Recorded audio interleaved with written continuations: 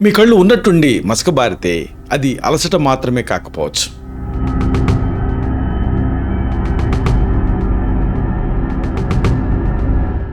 ఇది మధుమేహం, అధిక రక్తపోటు లేదా తాత్కాలిక సెరిబ్రోవాస్కులర్ యాక్సిడెంట్ లాంటి తీవ్రమైన సమస్యలకు సంకేతం కావచ్చు.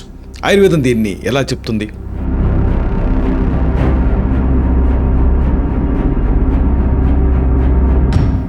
మీ కళ్ళలో ఉండేటటువంటి తెల్లటి భాగం అంటే స్క్లెరా పసుపు రంగులోకి మారితే కాలేయం నుంచి సహాయం కోరుతున్నట్టుగా అర్థం.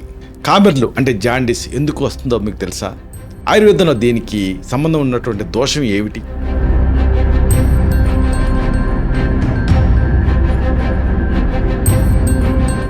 కనురెప్ప నిరంతరం అదురుతూ ఉంటే అది కేవలం ఒత్తిడి మాత్రమేనా? నిద్రలేమి, కెఫీన్ ఎక్కువగా తీసుకోవటం లేదా మెగ్నీషియం లోపం దీనికి కారణం అయ్యే అవకాశం ఉందా? వాతదోషం దీనికి కారణం అవుతుందా?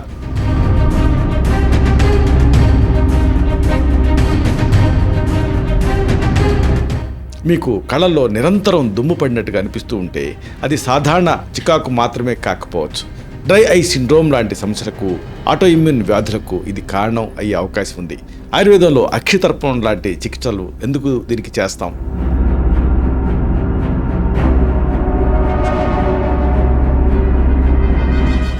పక్క నుంచి చూసేటువంటి సామర్థ్యం తగ్గిందనుకోండి, అది గ్లాకోమా ప్రారంభ లక్షణం కావచ్చు.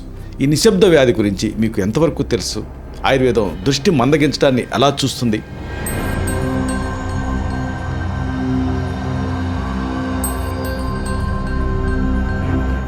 కళ్ళ ముందు నల్లటి మచ్చలు లేదా మెరిసే కాంతి మెరుపులు కనిపిస్తూ ఉంటే అది రెటినల్ డిటాచ్మెంట్ లాంటి అత్యవసర పరిస్థితికి అద్దం పట్టచ్చు. ఇలాంటివి కనిపిస్తుంటే వెంటనే వైద్య సహాయం తీసుకోవటం అవసరమా?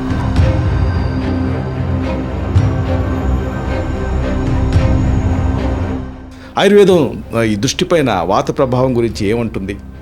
ఈ కీలకమైన అంశాలని, రహస్యాల్ని బాగా లోతుగా, కూలంకషంగా ఈ వీడియోలో మనం తెలుసుకుందాం.